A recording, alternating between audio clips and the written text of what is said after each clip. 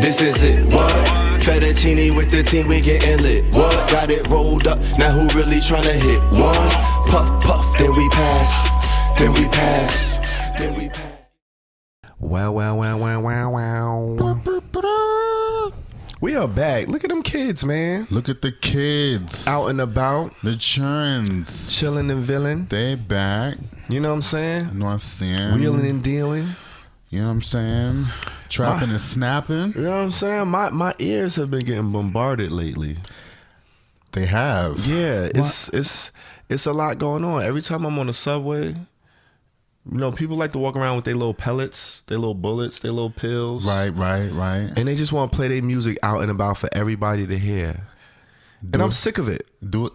So, but it don't be bopping though. It don't be like no, cracking. Like, come on. Sometimes I'm not always in the mood for like certain vibes, and they just happen to be playing. Like, come on, and it's all loud, and it's like, come on, like, read the room. Oh man, get some earbuds. So you're not feeling that Mexican ranchero music that somebody be playing. No, not when the car all crowded, and then it's like, no, it's too much. But I do like getting into these Q+ artists when I'm in my bag and I'm in my vibe. You know what I'm saying? We have something in common then. You know what I'm saying? Like. Mm-hmm. Not on the car like you all invasive. Like, I want to listen to my own. I got my own playlist. Right. Cool out with all of that. You know what I'm saying? Right. We got the bops for you. Yeah. You know but anyway, it's your man EarthTone. And your man the real Peasy holding you down with the right notes at our highest notes. Come on now. It's the Herbal Tea Podcast, back at it with another episode for that ass. Here we go. Episode, what is this? 64, right? 64. That's what I think I got it. 64. I ain't write it down, but that's what it is. Episode 64. I'm pretty confident that we 64. We getting old, you know what I'm saying? We can't remember these episodes and all of that. We getting close to the senior. But we're gonna go with 64. Right. I'm gonna bring the first contestant up to the stage. We got another verses on our hand, of course. Okay. Who we bringing to the stage? We got an interesting one. We do got an interesting one. Jozzy. Ladies and gentlemen, Jozzy. Jozzy. Jozzy. Have you ever heard of Jozzy? I have heard of Jozzy. Well, we're gonna get into it. Q+ singer-songwriter. Right. Originally from Memphis, Tennessee. She from Memphis. Memphis, Tennessee. You know what I'm saying? Most noted, actually, she's been ringing some bells out here. Most noted for her songwriting talents. She's been penning for your favorite artist for a while.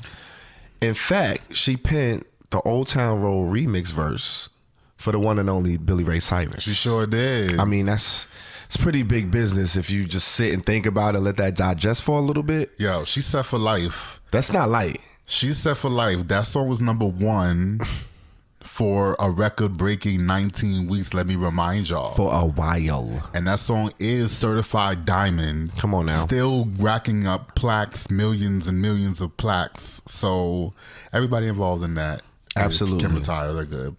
Absolutely. She done wrote for everybody from Coldplay to The Weeknd. So that just tell you how diverse her pen game is.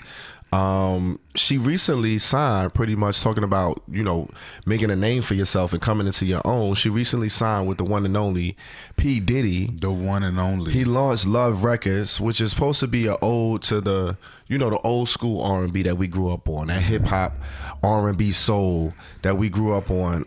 And she's the first flagship artist. So this is a pretty big deal. This is a big cosign for her to be coming out. And you know, her pen game already heralded in these music industry streets. And now she got this big record deal. What's she gonna do with it? Well, she coming out, she doing her thing. She done work, like I said, with artists from Coldplay to The Weeknd for years before this. So she's not new to this. She's pretty much a veteran out here at this point. She's been writing for years. Now she's taking a front row seat, similar to the career trajectory of Neo. He pretty much did the same thing. He was writing behind the scenes for a while, and then he came out, he started making his own joints, putting out albums, and you know how that story went. She's a self-proclaimed stud who often speaks out about her hope for diversity and more voices of leadership being recognized across positions in the music business. So this is something that's near and dear to her heart, something that she has firsthand experience with, and she likes to be, out and proud with it, and speaks about it in her music and in her, her day-to-day life. Some of her influences include Missy Misdemeanor Elliott, Missy Misdemeanor, you know what I'm saying, Aaliyah, Frank Ocean, and 3-6 Mafia. Those are pretty great influences. Come on now. Have you heard of? You said you heard of Jozzy. What's your first ringings or recollection of Jozzy? So, fun fact. Mm-hmm. During the Grammys, it was a Grammys after party, as I'm assuming. Oh, her and Madonna. Jozzy and Madonna shared a very passionate French kiss.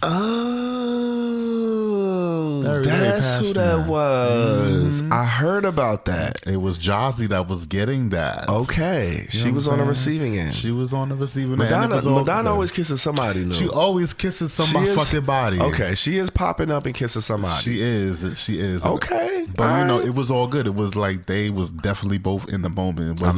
It wasn't like, when I was at the club and homeboy was all in my face. It wasn't that. It wasn't that situation. It wasn't that at all. Okay. It was more consensual. It was the opposite of that. Jesus Christ, Lord of love. Okay, well, she actually got her start, believe it or not. She got flued out to Miami by Timbo, of all people. And she's supposed to be out there for like a couple weeks helping him write. And she ended up staying out there for 5 years. And the rest is history. And here she is today. She got a new project that she put out. Not really her debut studio album, but this is her EP. EP studio release. Right. Songs for Women, Free Game for Niggas. I love that title. What a title. I love that fucking That's title. a heavy title. It came out February 24th, 2023. 10 songs, 30-minute joint. Mm-hmm. How you feel about it? 51% mid-range game. What the fuck? Yeah. Yeah, can we get some of that 51% mid-range game? Let's throw on some love records. Let's throw some love records on. You feel me? I had a few joints that I enjoyed. Right. It opens what it opens up with. It opens up with it's kind of like an intro interlude type of joint. Songs for women. Songs for women. She laying it down. She's giving it to you like she got the what's her name? From the internet, the Sid syndrome. She just woke up, you know what I'm saying? She's still getting the cobwebs out. She ain't really hitting you with the crazy high notes, the crazy melodies. It's not here yet. Yeah, she warming up. She letting you get used to it. You just met her. It's Jozzy, you know what I'm saying? Right. The replay joint come on, which I fuck with. That's my jam. Replay, the production is hard, them drums is deep, that ambient flute. Diddy, she got the classic Diddy intro. You know what I'm saying? He come in. The only thing he ain't do was to take that. But he come in, he give you the classic Diddy intro. The beat change up was cool. The hook was nice. Mm-hmm. The voice again was smooth. It was cool. Not really powerful or that distinct to me. And I wasn't crazy about her melodic choices. Like the beat was harder than where she took it from me with the melodies. In the pen game, for her to be as herald as you hear, I wasn't blown away just yet. But we still early in the album, we still early in the project. Mm-hmm. I ain't judging too hard. We cool, we here. Commotion, come on. That's the next joint. I think that's the next joint or the second to next joint. That's the third one, right? And I like that joint. That's giving me trap R&B. The beat was super dope. It's giving me like weekendish vibes on the hook. She good, I'm good, we golden. Got commotion. Yeah, like she was giving, like I like that melody on it. That flow was dope. And it still was in a pocket where she ain't had to go too crazy. It ain't really called for that, so she was still giving me that cool mellow vibes, mellow stud vibes. You know what I'm saying? She like the fight, she like the fuck. Yeah, she like the pop people in her shit. Like she giving you that toxic, right? That toxic love. Like they love being in a commotion, they love being in the heat, love being in the shit. She love getting her friends involved, love talking all that shit, ooh wop wop, rough sex, all of that shit. And she, she love it. That's what she like. If she good, I'm golden. You know what I'm saying? She kind of leaning into that, which you gotta respect it. Somebody knows what they love. They know they love language. Hey, you find somebody who speak it, more power to you. I never even thought about it like that. You know what I'm saying? Is that actually a love language? Like somebody fighting with you like on purpose to test you? Yes, people like that rough shit. Play with me, push me to my limits, choke me, all that shit. They be loving that shit. Yeah. Okay. That good girl shit is boring. Like she dead ass. Oh my God. They be needing that shit and get them hype. Okay. Yeah, man. Okay. Listen, to each his own. To each his own. So she giving it up. You know what I'm saying? I'm seeing the emotion come through, the raw energy in the lyrics and the bars. And then she asked me, which is, I mean, that's kind of like a total, you know, the group Total. Prior to, you know what I'm saying, old Bad Boy. Right. Old school Bad Boy. It sounded just like a Total cut. Like it was like a deep album cut from the first Total album. I'm going to need you to get out my notes. I'm just saying, like, that's what it was giving me. I said, you said Total, I said 112. I mean, you know what I'm saying? So. That's what I'm saying. Like, it was giving me 90s R&B vibes. And it highlights again her limited range as far as where she gonna take me with the octaves, with the notes, with the melodies, with the runs. I wasn't really getting a lot, and it's giving me very much songwriter, not so much singer. You know what I'm saying? And that's where I was hearing it at. My favorite joint is Favorite Shirt. That joint was kind of hard. It's smooth. The production is clean. It's open. It got those pockets. It got that snap snare. Those pluck guitars. I know you got questions about my new chick. Like, it's kind of you facing your ex for the first time. It's that time the communication just starting to crack open a little bit so you can say certain things. And it's like you getting reacquainted, getting refamiliar. So she at that phase with it. So I like when those kind of emotions, you could paint a picture like that with either the song title or the hook or where you going with the lyrics. She was giving me that in a few joints where I could see where the songwriting come in, but it wasn't that heavy. It wasn't that potent. I didn't get a lot of metaphors. I didn't get a lot of vivid imagery from these bars. The production was cool, but nothing was really outstanding. I don't know. And it kind of just, it stayed in the middle for me. Like, I wasn't really drawn to any one song super crazy where I had to playlist it. But then I also was like, these joints ain't whack. It wasn't like I was bored. Right. But I still was like, I wasn't, you know, I don't see myself really going back to it or really thirsty for more after this EP. Right. So that's kind of where I was feeling with it. 51% mid. You know what I'm saying? How you feeling with it? So you gave it a 51% mid situation. And I gave it a 52% mid situation, y'all. Lanta. Because Wow. like when we in sync like this is like my favorite part about when we do this shit. Like when we have basically the same notes because we have the same points pretty much for every song. Fam, that's fucking crazy. So my standout though is Commotion. I love Commotion. I love like that's the one that like did it for me. And I also liked Alone. Alone is the one that she did the video for. It was the first look of the single of the okay. I didn't see that album. I didn't see the video. So she's hanging out in Paris. Diddy coming in, Diddy bopping as he does with the Eiffel Tower behind them. It's really kind of cute. I actually had that one on my list as well as one of my sleepers. Right. That I like. Okay. It definitely was a sleep. Actually, you know what? The whole album was a sleeper for me because it was pissing me off. The whole thing was pissing because I'm like, all right, when's something gonna happen? Like, what am I missing here? Where's the wow factor? So you have to keep playing it. It's one of those growers. It has to grow on. Well, for me, it had to grow on me before I could even figure out what the fuck I liked. Got you. And then I was like, okay, there's 3 strong ones. It's gonna be that Commotion. That's funny. And then there's gonna be Favorite Shirt. And then there's gonna be Alone. Those was the 3 strong ones. Okay. And then what had happened was really close. I had listened to it a couple of more times, and then I had read more things, and I then found out that the interlude after Favorite Shirt, which is hold on. That's the one where she be like, what is Free Compromise? Free Game interlude. Oh, with CBJ. That's Eartha Kitt. Oh, what is compromise? What is compromise? Yes. Okay, yes. I was wondering who and that she was. does the cackle.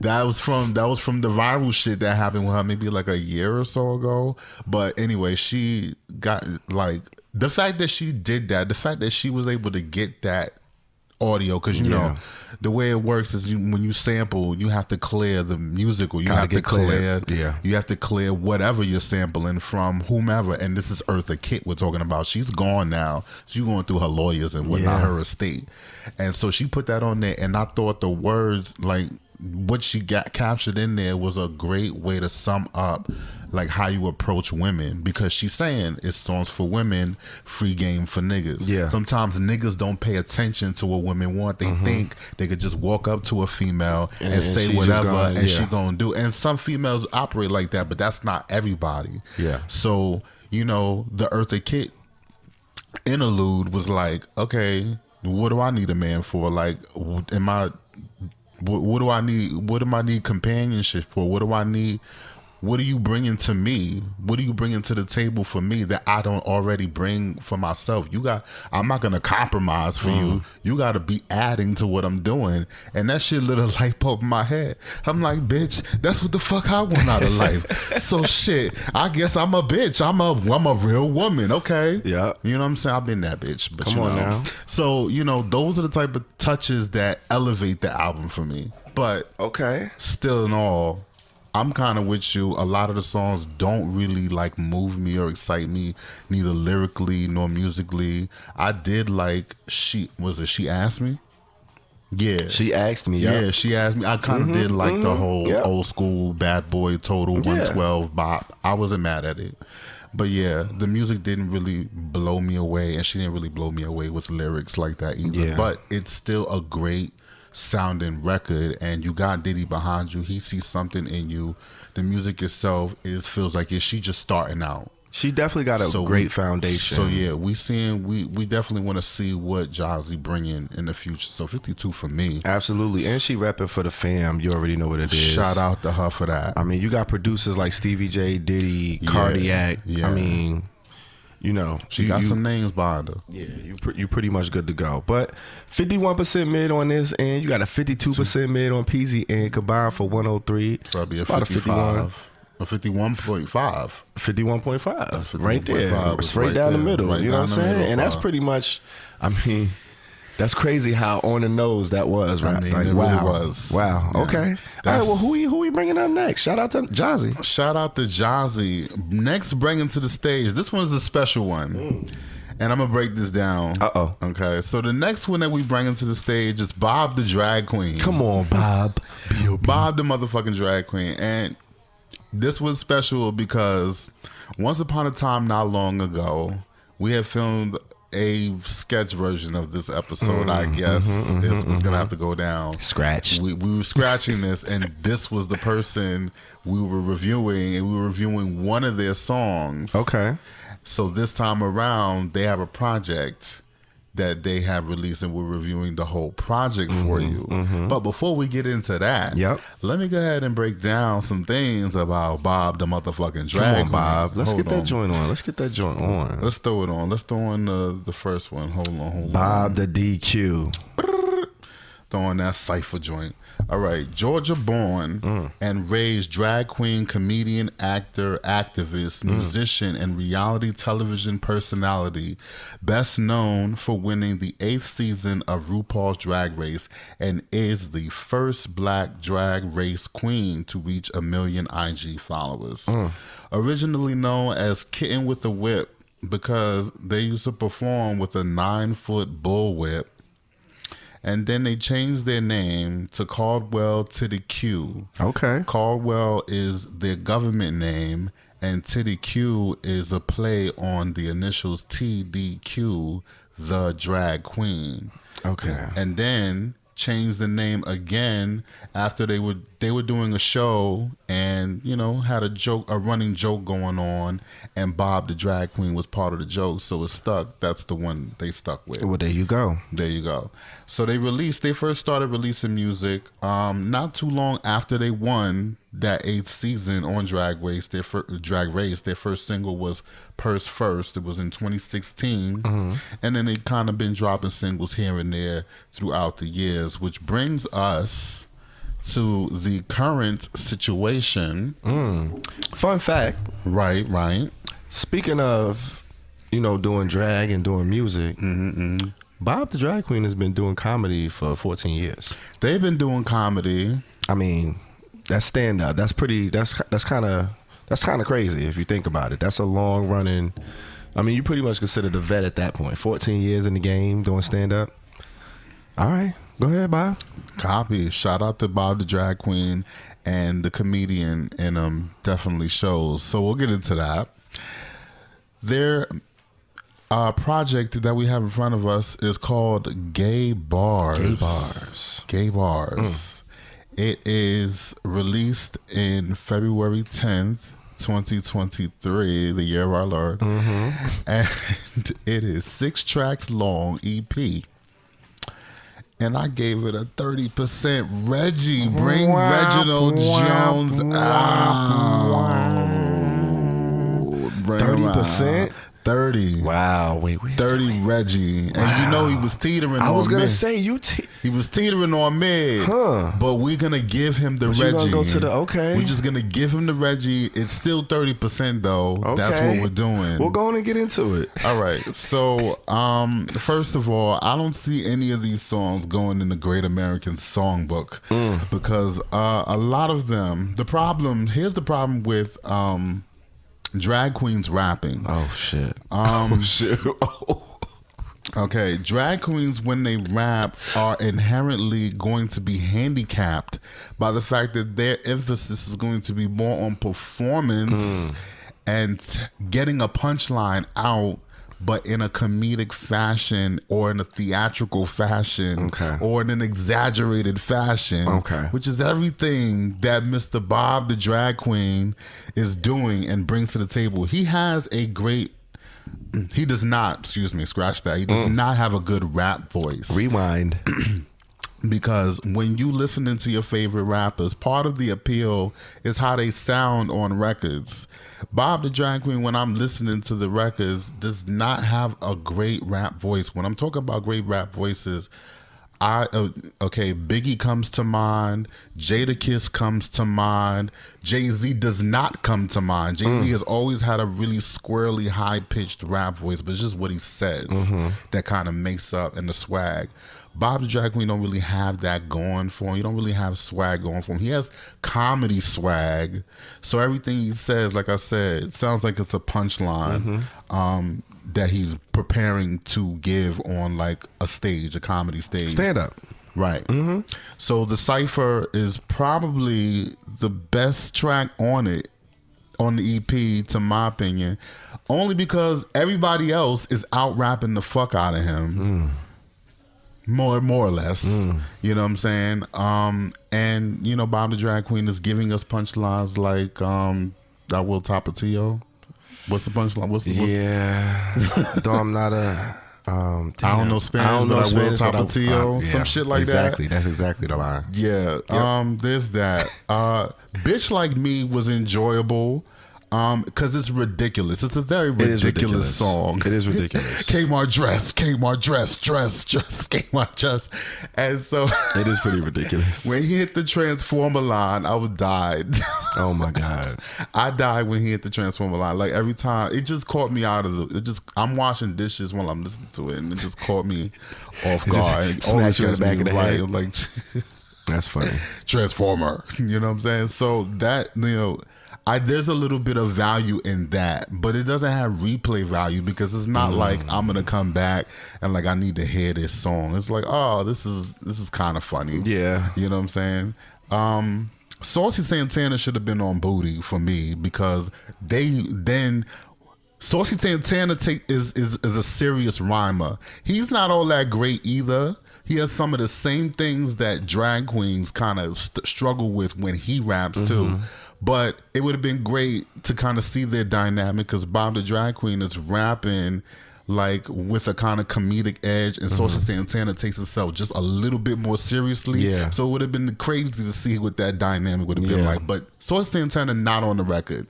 Booty is just booty. Okay. Well, he might have tried to get Saucy. I hope so. I hope he tried. I hope he tried. I hope he really tried. Okay. And the Socially Conscious record, Black, is, you know, it's very grounded. But like Ocean Kelly coming in and sounding like a bargain bin Kendrick Lamar, it kind of goes there. Bargain bin. But it's not like, it's not going there for me. It's not bringing it for me. All right, I heard you. So 30 Mid, damn, or excuse me, 30 Reggie, 30 Reginald, 30 Reggie, Reginald James Jones. Reggie came out already. I'm gonna just pass it to you. Well, Reggie might as well gonna sit his ass right here because I'm I gave it a 23. Reginald James. Oh my gosh. I mean, long story short, this wasn't it. I mean, I felt the same way you felt. The Cypher was probably the most exciting part of the EP, and that was the first joint that came on. I thought it progressively got better, verse by verse. I agree with you as far as Bob the Drag Queen's tone and his voice and his flow. It's not really captivating, not really something I want to listen to over and over. Dress. I like him as a drag performer. I seen some of the episodes he was in on Drag Race. Just as a rapper, I'm not buying it. And then the content didn't vary much. It was bitch. I'm that bitch. My looks this. The same, you know, go-to lazy punchlines from a drag queen that you're gonna get. He really didn't. I mean, I don't think he went in his bag as far as his stand-up. And even taking this project that seriously. I thought it was probably just a grab to kind of expand his platform and say he doing music and putting other stuff out there and maybe collab with a few other people that he might want to put on and do music. Right. But I wasn't really getting a serious effort from him on this project. The Black joint was all right. It was cool. I get what he was trying to say. Yeah. He had to get your black ass to the front of the class line, where he actually talked about in the interview. Somebody asked him about that line, like where it came from. And you know the thing that Rosa Parks sat on the front of the bus. She got kicked off because we wasn't allowed in the front. And now we congregate to the back because it's the cool part of the bus, and sit at the back of the class because it's the cool part of the class, and blah blah blah. But I got that, but the song wasn't good enough for me to kind of carry all that. Yeah, exactly. It didn't have those kind of stakes going on. Not at all. So, I mean, that was pretty much it for me. Bitch Like Me. I mean, it was pretty ridiculous. Don't watch football, but this a home run. Yeah. Like, them not even the same two sports. Like, it ain't even, the metaphor wasn't even matching. I was just like, no. He wasn't serious about that. Well, somebody should have caught him on that one. Like, that's not a butt. Yeah, like, it's just, no. And it's not, if he meant it like to be funny, it wasn't. The joke did not land like that. It was bad. It was bad. Bad writing. Yeah. 23% Reginald, man. The Cypher held it from being a dirt, honestly. Like, if it wasn't for the Cypher. Oh, you was about to give it up. It would have been a dirt without the Cypher. The video was cool. It had the Crush on You vibes with the colors. Yeah. We did notice that the dude, Alex Miller, he's not on the streaming version, but he is in the video. He is in the video. So I don't know what the story is behind that, but this is out on a record label. I think it's RCA he signed to. So maybe he couldn't get his paperwork in time. He ain't on ASCAP. Something like that. But I want to know the story eventually, Bob the Drag Queen. So we're going to get you up here and get an interview going. You know what I'm saying? Let's see what's happening. Come through to the lounge. Let's talk about it. Hopefully you don't hate us for these Reggies. Whatever. You'll be all right. You will be all right. All right, let's tally these joints. So what we got? We got a 23 and a 30. That's 53. 53 divided by 2. That is 26. 26%? 0.5. 26.5 Reginald average. Well, this was the easy one. 26.5 versus the 51.5. Jozzy got a 51.5. We in the 0.5 today. Okay, looks like Jozzy is the winner of the HTP episode 64 verses. Shout out to Jozzy and Bob the Drag Queen. Come on now. And everybody that appeared on that album. Yeah. So, that's where we at with it. Yeah. Well, we going to squeeze one more in because we like our allies as well. We sure do like our allies. We're going to bring in the ally of the day. Who we got? Who is coming in? Ally of the day. Ooh, you was hitting it. Octaves, biatch. Come on now. Let's get Stop it. playing with him. Let's do it. So we got the one and only. Who we got? The Pink Queen. The Pink Barbie. The Pink Print. A lot of pink going on in the area. Nicki Minaj, ladies and gentlemen. The queen of rap. Come on now. So she says. Is she? That's what she said. The queen from Queens? That's what she says. The queen from Queens. The queen from Queens. She out here. I mean, you already know her rap sheet. She's story. You could Google her real quick. You could wiki her real quick. It's going to be like an 80-page Wikipedia. Her discography is crazy. Young Money. You know what I'm saying? Young Money. All day, every day. We had her on the show before. We definitely had her on the show before. You could look her up. You could Google it. Right. You could do all of that. We ain't gonna get into all of that. Yeah. But we are going to talk a little bit about what she's doing nowadays. Because, you know, she making a little comeback. She is. It's been words. Is she going to come back? Is she? Ain't she? You know what I'm saying? She's a mother now. She's a mother. Welcome to motherhood. Mother. And she's a new wife. You know what I'm saying? As she said, I went and married the shooter. In case they ain't. What'd she say? She said something slick in this joint. She met her husband when she was 17 and he was 22 in Queens. You know what I'm saying?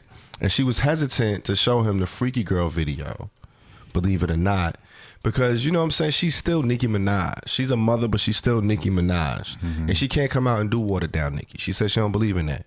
So she only going to give it to you 110%. Period. Same Nicki all day, every day. All day. You know what I'm saying? Queens. And you going to have to deal with it. You know who Nicki Minaj is. That's a stupid question.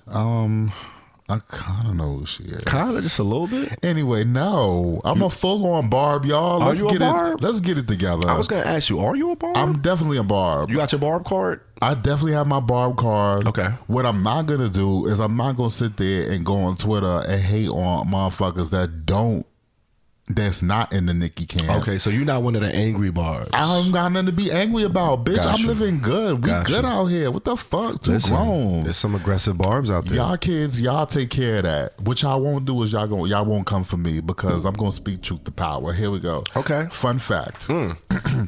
She is confirmed to be 40 years old. Oh, shit. She went in on the record and Come she threw on, out a Nicki. bar. I love that. 40, throwing 30 clips. I love that. She said that. I love that. She's open and, she's giving that up. She is currently as far as female rap goes, she's pretty much the only one that's reached that benchmark in life. 40 and rapping? And still on top. Wow. I mean, everybody else is pretty much either fell off, past their prime, going to a different industry, kind of spread their wings, doing other things. But she's still out here in the game, doing Carnival Cruise tours.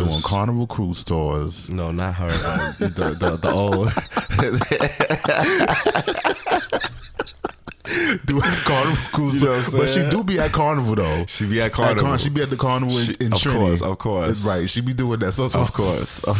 It kind of threw me off. But anyway, yeah. So I'm just saying. Okay. Shout out to Nicholas Menagerie. Well, she back at it. I feel like she kind of testing the waters, putting her toe in the water a little bit, see how warm it is, see how hot it is for her, how it streets. She thought it's a little Lucy. Ruby the Red Sleeves. You Lucy's. I love the name. I ain't gonna lie. I love the title of the single. It came out March 3rd, 2023. Sure did. It's cute. I gave it a 52% mid. Okay. 52% mid. I ain't hate it. I ain't love it. It did give me a little bit of old Nicki vibes. It kind of gave me a freestyle vibe. Like, this gave me like a Nicki freestyle. It got the Lumi D sample on there. But like, they ain't really flip it. Like, they ain't do nothing to it. They threw a filter on it and changed it. Yeah, they changed the drums a little bit. They ain't really like, it make me want to hear the other joint. Like, I feel like stopping this and going and putting on the Lumi D when I hear this. What? She rapping, but I feel like for every bar she gave me, like every punchline, it was two others that was like negative punchlines. Like they were so bad that she got negative points for them. So it was like it just kept detracting from like the one bar she'll give me. Further down the line, she'll say 2 more bars. I was like, okay, what the fuck was that? They was kind of like the Dorito bitches mad because they nachos. I love that line. I love that line because it's corny as fuck. But she could get it. But it's hard because when you listen to it, ain't nobody ever get it off before. You got the nacho cheese line off before. You've heard it. Nobody said that bar before. Right. So she bodied that. She caught it. She did. I love it. It was light, but the way she said it, she flipped it and it caught me off guard. I loved it. But then these bitches so slow, man. They slower than sloths. Come on, like this is what I'm talking about. Like for every one of those Doritos, I got a bitch that's slower than sloths. I got 1 or 2 of those for every Doritos. Anyway, ni hao. What the fuck told these bitches they was me now? Yeah, exactly. Come on, like that's not a bar. That's not a bar. Like it was cool. Nah. Like that whole second verse. That whole she did 8 bars of that. Like that was a bridge, but she used it as a second verse and then just went back into the hook. I thought she was gonna go into another verse. Like she could have just left that out. That was bad. The hook wasn't that crazy. It sounded like she was reaching, trying to get back to her accent vibes. Like what? I wasn't loving it. It was cool. It has like Kelly Bundy. How many times she referenced Kelly Bundy in her career? Like, stop. Come on. Like, come on. No. It was cool. All right. 51% mid. 52% mid. That's how I felt about it. Where you at with it? I'm off it. Oh my God. I'm off it. All right. As you could probably already tell, because I'm a barb in here, you know what I'm saying? Guess I'm the only barb. I mean, I guess. Anyway, I gave it a 68 loud. I gave it a 68 loud. 68. It's funny that you say that this is like, you know, it sounds like some freestyle shit, because even she said that this is kind of like a throwaway song for her. See, I knew it. But her throwaway songs are like a lot of people's best of cuts, greatest hits. I mean, I know people love to say that, but I'm just saying. Yeah, she do got some throwaways that probably somebody hits. You're right. I think this is a career high for her, because I don't think she has that many rap songs personally that are that good, that are better than this. Really? Yeah. All right, let's break it down. All right, okay, so my favorite rap songs, we'll get into the song. My favorite rap songs from Nicki is Did It On 'Em. I wrote these shit down. Looking Ass. Looking Ass from the Young Money compilation. She had an album cut, Shanghai, from the Pink Print. Itty Bitty Piggy. And those are straight up rap songs. Okay. You know what I'm I saying? see what you're saying. A lot of the songs that she had, like, part of Nicki's package is the fact that she's gonna sing. Yeah. She's going to sing some hook. She's gonna sing some part. She sung on this a little bit. She did sing on this, but it's for this one, the reason why I like it so much is because all of the things that I like about Nicki are in this song. Got you. Heard you. So she's singing, she's giving the patois, she's giving you bars, she's giving you the New York attitude. And I personally love the Lumi T sample, because when I first heard it, it took me back to 2003. It is hard. It took me, like the way, because the original song itself was never really all that great. It needed like Busta Rhymes and Fabulous to make it better. Anyway, get you hype. Yeah. So it wasn't really ever that song. It just had a dope melody, but the song itself wasn't all that strong. But it was very successful. It was. So I'll leave it at that. So them flipping this song, and then of course, the other thing I like about it is the song, the Lumi D song, samples the Diwali rhythm, which is the clappity clap rhythm that was on Get Busy, was on Wayne Wonder's song, and a lot of hits of that day. So she's throwing back to her own island roots, and then they kind of flipped it into something that's kind of trap-ish, kind of contemporary rap. So she's kind of giving a lot of elements of like who she is. Okay. And I feel like they come together a lot in this song. Okay. So that's kind of really why I see it. I don't think like, and I don't really care about Nicki's rap and sung songs. I like when she raps. Okay. But she just don't do that a lot. So what you thought about the bars though? I love the bars. Who the fuck these bitches be?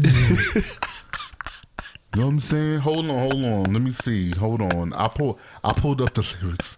You know what I'm saying? Marry the shooter in case you niggas try to breathe now. Yeah. You know what I'm saying? Boom your face off and tell them ceasefire. I'm the A-B side.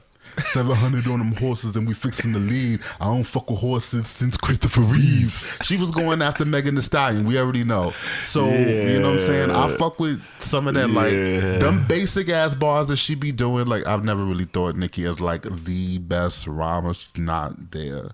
But when she get her shit off, she sound like she gets a kick out of her own shit. Yeah. That's the type of bar she give me. Like, oh, you thought that was funny? Yeah. Oh, okay. It's funny to me too, girl. Yeah. You know what I'm saying? Yeah. That's kind of the type of thing. She be laughing at her own jokes. That's what she gives me. Okay. But, you know, as part of the package for Nicki, this is, I fuck with this song. Ruby Red the Sleeves is giving it for you? It's doing it for me. But I am kind of getting tired of it now because it's all over the fucking radio. So they're going to wear it out. I can't even enjoy it that much. It's cute, but I'm ready for the next joint. Yeah. We're waiting for that fifth album. And it do sound like a throw. It sounded like one of her throwaway joints. Somebody thought it was like, all right, yeah, put this one out, before they gonna love it. They gonna love it. It was alright. Yeah, the label loved it. It's one of those type of songs. 62% mid, 68% loud. Okay, with a combination score of 120, bringing it to 60%. Yeah. Come on, Nicki. Is she back? Is she back with a vengeance? Is she back for y'all? Hey, Let me know. We definitely back, and we loving this new season. We loving y'all. Stay rocking with us, and we gonna end it like we always like to do.